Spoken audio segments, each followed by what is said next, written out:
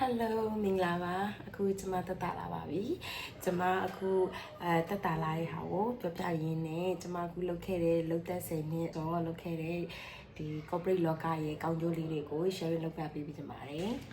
အခုကျွန်မဆေးဖြေရလာပြီပေါ့နော်ဆေးဖြေရလာပြီဆိုရင်ဆေးတွေကအများကြီးပဲစစ်ခဲ့ရတယ်အပြင်မှာစစ်တာကိုပဲဆေးတခါစစ်ရင်တွေးစစ်ရင်တိတ်နေချီကုန်နေဆိုတဲ့အတွက်ကြောင့်ပထမဦးဆုံးတစ်ချက်အနေနဲ့ကျွန်မတို့ corporate လောကမှာကျွန်မလုပ်ခဲ့တာဆိုလို့ရှိရင်ဆေးနေရှိပြီကျွန်မမှာlabor card လည်းရှိတယ် labor card ရှိတဲ့အတွက်ကြောင့်ဘာကြိုးစည်းစုတွေရလဲဆိုတော့လူမှုဖူလုံရေးကိုတွားလို့ရတယ်ပေါ့နော်လူမှုဖူလုံရေးဘက်ကနေပြီးတော့ကျွန်မတို့စစ်ပေးလိုက်တဲ့သွေးအမျိုးအစားတွေက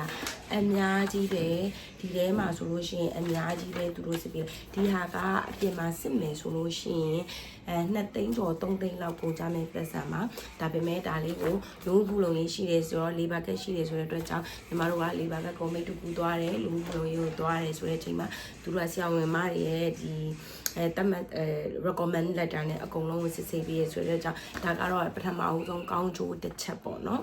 အဲဒါကောင်းကျိုးတစ်ချက်ပါပြီးတော့နောက်တစ်ခုကကျွန်မအခုနေရတဲ့အချိန်မှာကခွင့်ယူလာတာပါအခုဆိုရင်ကျွန်မခွင့်ယူလာ2ပတ်လောက်ရှိပြီပုံမှန်အားဖြင့်အလုပ်တွေမှာ2ပတ်ခွင့်ကိုလာစာအပြည့်နဲ့ယူလို့မရပါဘူးကျွန်မက corporate လောကမှာလုပ်လာတာ10နှစ်ကျော်လဲရှိပြီဆိုတော့ဒီ company ကြီးရဲ့ corporate လောကမှာရဲ့အတွေ့အကြုံတွေတခုကောင်းကျိုးတွေကို sharing လုပ်ပေးခြင်းနဲ့ပေါ့နော်ဆိုတော့သူတို့ဒီမှာကသူတို့ရဲ့သတ်မှတ်ထားတဲ့ support ပေးတဲ့ medical claim ဆိုတာရှိပါတယ် medical claim အနေနဲ့ဆိုကျွန်မတို့ရဲ့ခံစား권တွေရှိရအခုလက်ရှိကျွန်မကုန်တဲ့ငွေအမောင်း9သိန်းပတ်ချာလဲလောက်ရှိနေပြီပေါ့နော်အဲ့ဒီထဲမှာကျွန်မဒီချိန်မှာအမှန်တိုင်းပြောမယ်ဆိုရင်တပြားမှမကုန်သေးပါဘူးဒါကကုမ္ပဏီကနေပြီးကျွန်မကို support လုပ်ပေးထားတာပါဒါအပြင်ကျွန်မအခုဆိုရင်ခွင့်အနားနေတာဆိုလို့ရှိရင်ခွင့်က2ပတ်ပြည့်တော့မယ်ပေါ့နော်2ပတ်ဆိုတော့အဲ့2ပတ်ကိုဘယ်လိုရတာလဲဆိုတော့ကျွန်မမှာခုနပြောတဲ့လူမှုဖူလုံရေးကတ်ရှိတယ်ကုမ္ပဏီကလည်း support ပေးတဲ့အတွက်ကြောင့်လူမှုဖူလုံရေးကိုတွားရတယ်ဒီလိုမျိုးစာအုပ်လေးတွေထုတ်ရတယ်ပြီးတော့ရှောက်လွှာလေးတွေတင်ရတယ်ဒီလိုရှောက်လွှာတွေတင်ရတယ်ပေါ့နော်ရှောက်လွှာတွေနဲ့ဒီလိုစာအုပ်လေးတွေနဲ့ပေါင်းတင်လိုက်မယ်ဆိုလို့ရှိရင်လူမှုဖူလုံရေးကခွင့်ရေးပေးတယ်ဒါကိုကျမတို့ကုမ္ပဏီကိုပြန်ပြီးတော့ပြပေးတယ်ဆိုလို့ရှိရင်เนาะကုမ္ပဏီဘက်ကလာစာအပြည့်နဲ့လူမှုဖူလုံရေးကပေးတဲ့ခွင့်ကိုအပြည့်အဝပြန်ပေးပါတယ်ဒါကလည်းညီမတို့ကုမ္ပဏီမှာ support ပေးထားတဲ့တခုအနေနဲ့ကျမမှာဘယ်လိုခေါ်မလဲကောင်းချိုးအနေနဲ့ပထမဆုံးတစ်ချက်စိမကုန်ဘူးဒုတိယအချက်အနေနဲ့ဆိုလို့ရှိရင်ကျမလာစာအပြည့်နဲ့အေးစိတ်အေးလက်အေးနားလို့ရတယ်အလုံးအတွက်ကိုလုံးဝ pressure မရှိပါဘူးလုံးဝ pressure မရှိဘူးဆိုတော့အလုံးလုံးနေချိန်တွင်းမဟုတ်လူကနားနေရတယ်နေမကောင်းဘူးဆိုတဲ့အချိန်တွေမှာhangover လုပ်ထားရတဲ့လူတွေရှိတယ် handle လုပ်ပေးထားတဲ့လူတွေအကုန်လုံးလည်းဒီကနေရန်ကိုကျေးဇူးတင်ပါတယ်ဒါ corporate လောကရဲ့သူ့ရဲ့ backup system တွေကနေတွားတဲ့အလုပ်ရဲ့ system ပုံစံတွေပေါ့နော်အဲ့ဒီဆိုတဲ့အတွက်ကြောင့်ဒါလေးတွေကကျွန်မအခုပြထားတယ်ဝီတိုရီယာမှာပြထားတဲ့စေကံမိုးတွေဒုက္ခကဘာမှာပြထားတဲ့စေကံမိုးဒါတွေအကုန်လုံးကိုကျွန်မတပြားမှမကုန်ဘူးပါဘူးဒါကကုမ္ပဏီ support လုပ်ပေးတာပါနောက်ထပ်အထူးအနေနဲ့ကျွန်မအရန်ကိုဝမ်းသာတာကကျွန်မကကျမကြီးအဖြစ် 90% လောက်က cover ဖြစ်ပါပြီဖြစ်ပြီးဒါပေမဲ့တော့ကျွန်မတို့အသက်က32ကျော်33ပတ်ချာလေးမှာရှိတယ်ဆိုတဲ့အတွက်ကြောင့်ကင်ဆာဒီဥမာကြီးလမ်းကြောင်းမှာဆိုရင်အသက်30နဲ့45ပေါ့နော်အသက်30အောက်ရှိတယ်45အထက်ရှိတယ်ဆိုတော့အသက်30အောက်မှာဆိုရင်ကင်ဆာဖြစ်နိုင်ခြင်းမရှိပါဘူးနောက်တစ်ခုအနေနဲ့45ကျော်ပြီဆိုလို့ရှိရင်တော့ဒီလိုလက္ခဏာတွေဖြစ်လာပြီကင်ဆာ suspect က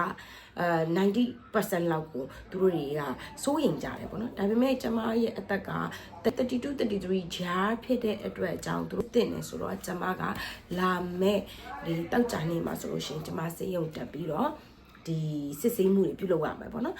ကုန်ကြစိတ်ပတ်ချလဲတော့ဆိုရင်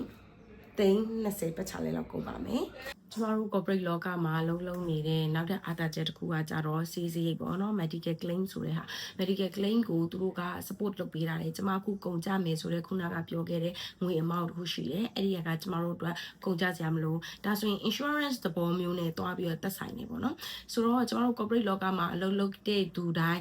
permanent ဖြစ်တဲ့ဝန်ထမ်းတိုင်းမှာထောက်ပံ့စရိတ်တွေအများကြီးရတယ်ပေါ့နော်ဆိုတော့သူတို့တွေမှာတခြားသောအားသာသောထောက်ပံ့မှုတွေရှိတယ်ကျမကတော့ဒါစေဘက်ဆိုင်ရာနဲ့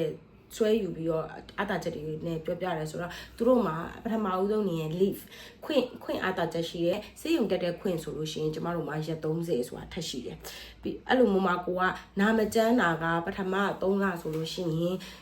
လစာအပြည့်နဲ့နောက်ထပ်3လဆိုရင်လစာ90ရာခိုင်နှုန်းနဲ့နောက်ထပ်3လဆိုလို့ရှိရင်25ရာခိုင်နှုန်းနဲ့နောက်ထပ်3လဆိုရင်လစာမဲ့ဆိုတစ်နှစ်တိဝန်ထမ်းကိုဒီထောက်ပံ့ပေးတာပေါ့နော်ထောက်ပံ့ပေးပြီးရင်သူအလုပ်တို့ပြန်ခံပေးတယ်တကယ်လို့မှတစ်နှစ်ကျော်သွားလို့မှဒီလူကလုံးဝနာမကျန်းနိုင်ဘူးဆိုရင်တော့ကုမ္ပဏီကတော့လက်လျှော့ပေးလိုက်တာပေါ့နော်ဒီdesert holiday တွေပြီးတော့ပိတ်ရက်အနေနဲ့ဆိုလို့ရှိရင်တစ်ပတ်ကို2ရက်ရှိတယ်တစ်လဆိုရင်တော့10ရက်အနေနဲ့ဆိုလို့ရှိရင်တစ်နှစ်လုံးပတ်ချလေးမှာဆိုရင်ဒီ96ရက်ကလအားဖြင့်တွက်လိုက်မယ်ဆိုလို့ရှိရင်3လနီးပါးလောက်ရှိတယ်ဆိုတော့ဒီရက်တွေအကုန်လုံး365ရက်တစ်နှစ်လုံးစာကိုတွက်ပြီးကြည့်မယ်ဆိုလို့ရှိရင်တစ်နှစ်မှာ12လရှိတယ်ဒါပေမဲ့ကျမတို့က8လပဲရုံးကိုတက်ရတယ်ဆိုတော့ပိတ်ရက်တွေရဲ့ desert holiday တွေရဲ့ဆိုတော့အဲ့ဒါရှိတယ်ဒါက leave ရဲ့ခံစား권ပြီးသွားပြီဆိုရင်လစာမှာဆိုလို့ရှိရင်လည်း salary မှာဆိုလည်းဘယ်လိုမျိုးအကျိုးခံစား권လဲရှိတယ်ဆိုတော့ဗီဒီယိုတွေမှာလည်းကျမကောင်းကျိုးလေးတွေထပ်ပြီးတော့ပြောပြပေးသွားပါဦးမယ်ရှင်တဒါ